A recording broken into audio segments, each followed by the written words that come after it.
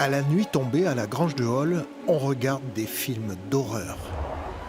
Des montagnes qui s'écroulent en plaques et qui happent des groupes de randonneurs. Des pentes qui se transforment en mer déchaînée aux vagues capables de broyer ou de noyer. Le club alpin français, maître des lieux, forme ses membres et ses encadrants au danger de la montagne hivernale.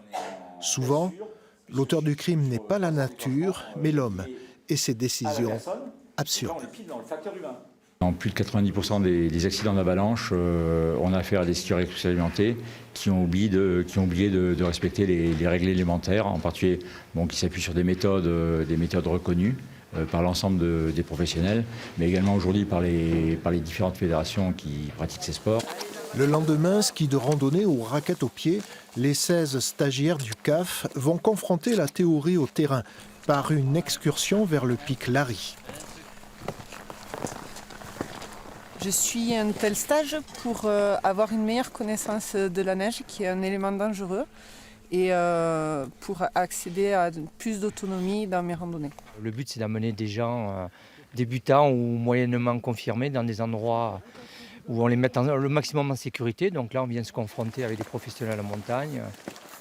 Les randonneurs ont déjà lu le bulletin de risque et sont équipés de détecteurs de victimes d'avalanche.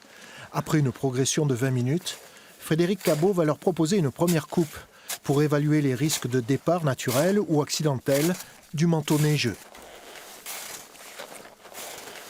Là, on voit bien la neige fraîche de cette nuit, très légère.